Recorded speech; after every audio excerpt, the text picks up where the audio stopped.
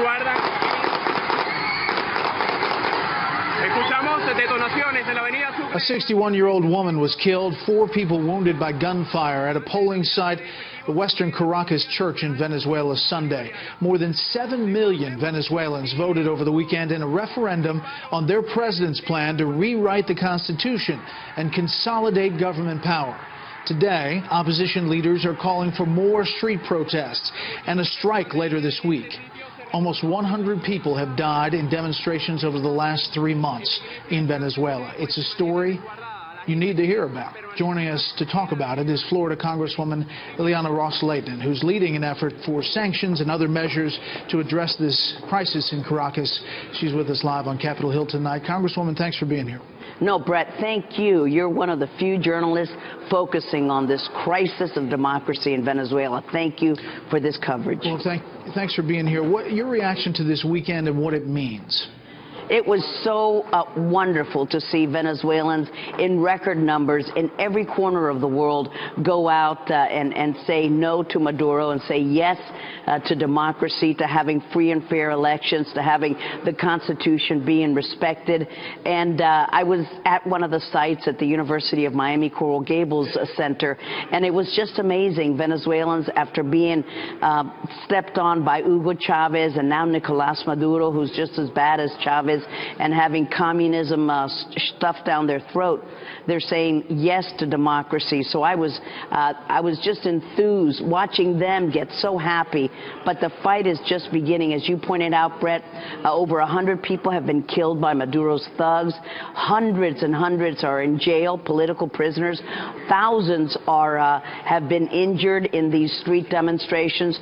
So the fight continues. Maduro's next plan is he's going to have some sham elections, as you say, to further consolidate his illegal power grab. Unbelievable. So, let me put up some stats here about Venezuela. You mentioned the 100 people dying in the opposition since April. Inflation rate in Venezuela, 800% at the end of 2016. 87% of the population said it didn't have enough money to buy necessary food. The GDP dropped 12% in 2016 after oil prices fell.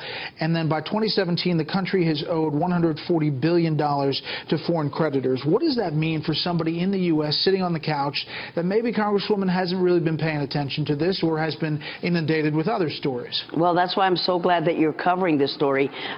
Venezuela, you've got to remember, all of you viewers, was one of the richest, most productive, most powerful countries, freest countries in all of Latin America. It was the breadbasket for Latin America. Now they don't even have wheat, they don't have milk, they don't have diapers, they don't have medicine. It's a basket case. So it went from a breadbasket to a basket case. Why? Because socialism and communism does not work. And so the people are saying, what is ahead for us? And that's why I respect what they're doing. They're demonstrating peacefully in the streets, but they're also going to the ballot boxes and they're saying yes.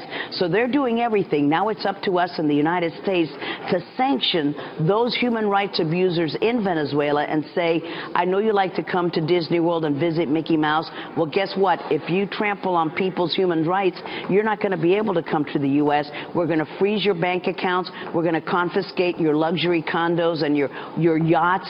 And you decide, treat the people with respect, or you will not be able to come to the United States. Venezuelan human rights activists, they understand that these thugs love to come to the land of milk and honey, the United States. Let's not give them that privilege. The White House was asked about this today. Sean Spicer, White House press secretary, had this to say about the weekend's events. We congratulate the Venezuelan people for the huge turnout in the referendum yesterday and the unmistakable statement that they made, that they delivered to their government. We condemn the violence inflicted by government thugs against innocent voters and efforts by the government to erode democracy in Venezuela. We once again call for the Constituent Assembly of July 30th to be canceled and for free and fair elections to be scheduled. You mentioned, Congresswoman, sanctions. Specifically, what can you do in Congress and what is realistic?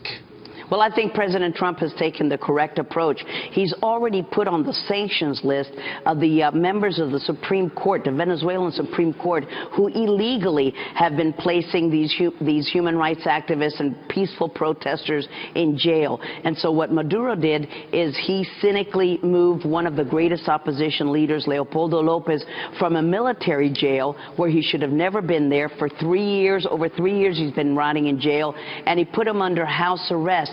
So he's still trying to oppress the peaceful dissent of the people. I think that the president was right in sanctioning these Supreme Court justices because he has packed the court. These are just thugs of Maduro. There's nothing judicial or tied to justice about these elements of the judicial system in Venezuela. We've got to do more of that. We're giving President Trump more names to sanction, and that's the way that we should operate, in a peaceful, democratic way in Venezuela and in the correct way here in the United States.